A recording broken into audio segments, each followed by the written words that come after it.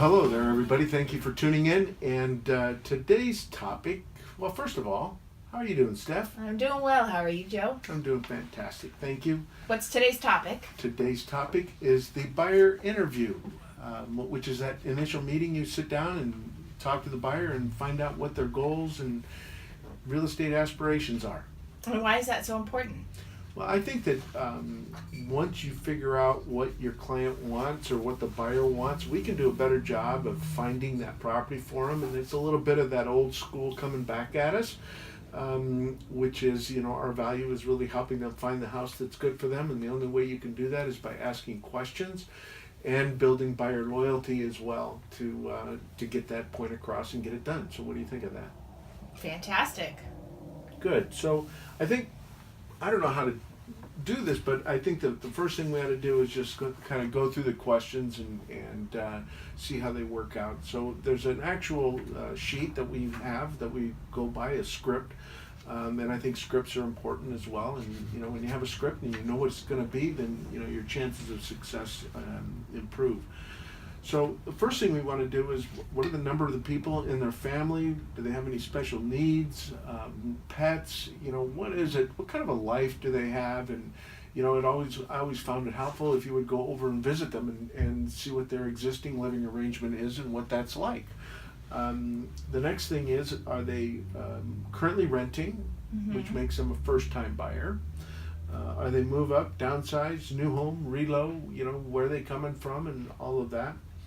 And then finding out what their price range is. And any of the quality coaches will always tell you, get your buyers pre-qualified before you take them out. And I think, geez, man, this is part of the pre-qualifying process, but we need to find out their price range. 100%. And if you don't find the price range, and you got to sit them down with the lender.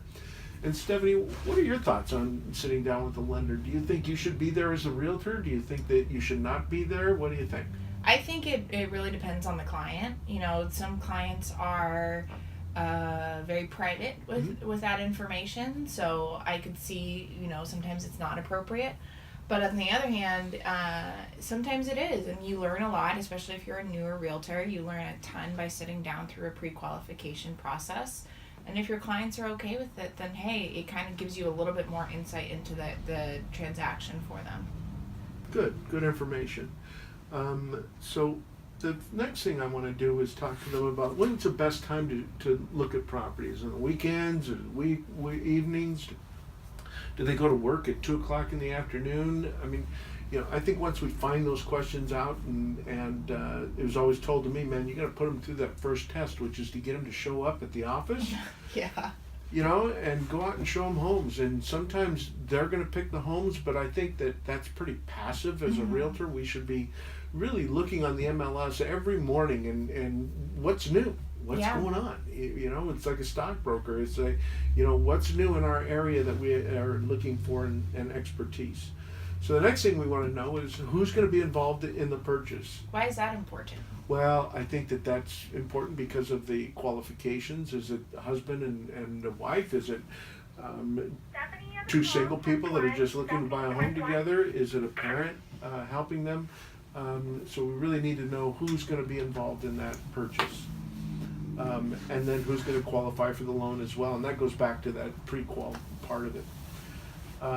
And then, is anyone else involved in that decision-making process? And if so, who is it and where? And a lot of times you have parental involvement on a first-time home buyer, and sometimes you don't. And sometimes you have, on a downsize, you've got kid helping make the decision and guiding their parents along. So it all depends on where you are in that part of the transaction. So the next thing we want to know is what kinds of things are important to you in the floor plan of your future home. And with a first-time buyer, I always would ask them, what are you willing to buy today to get your dream home or forever home in the future? What are you willing to do? What are you willing to give up? What do you how That's do you a good make question. that? Yeah. The other thing is are there any other features that you would like your new home to have? So, do they, Want I a think pool, for instance, or yeah, you know, when you do spend time at home, what kind of activities do you like to enjoy? why is that one important? Well, because if you want to sit in the backyard and view the birds flying around at the end of your day, and that gives you peace and satisfaction, maybe a condominium without a patio wouldn't be the right ticket for you. So you know you got to keep in mind what what kind of activities you have. You know, are you active? You know, do you like going out for walks? Do you are you a runner? Whatever, bike, or whatever those things are. So as agents, it kind of gives us a little bit of insight into their lifestyle. Absolutely, and I think that's important for where they live.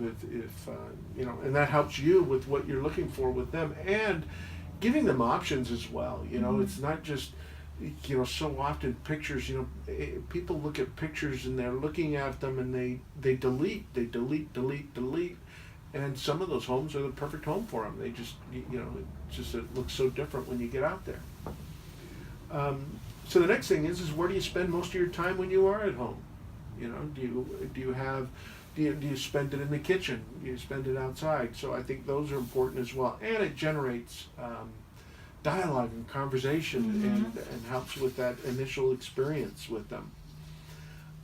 Another question is what do you like about your current home?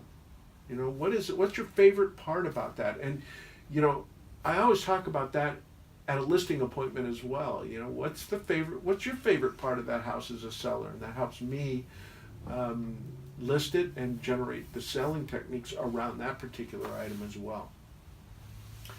So the next question is the opposite end of that, which is, are there any features you do not like in your current home?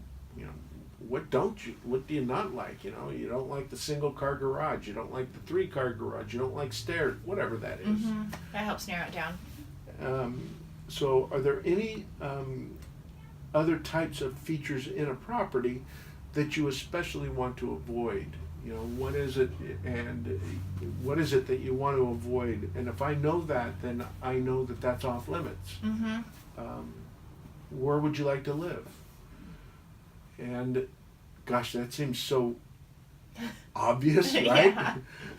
But I think if we know well, I want to live in Fullerton. Well, Fullerton's a big town. You've got a little bit of everything here. We do have a little bit of everything, don't we? Yes, we do.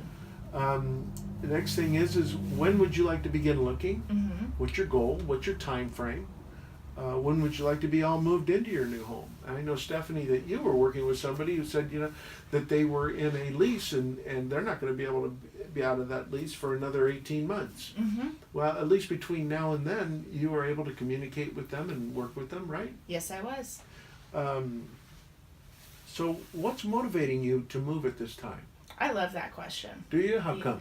Because we've talked about it before, but you find their why as far as what's driving them. Is it a relocation? Are they growing their family? Are they downsizing? And it's the heart behind the reason of the transaction. That's a really good way of putting it. The heart behind it.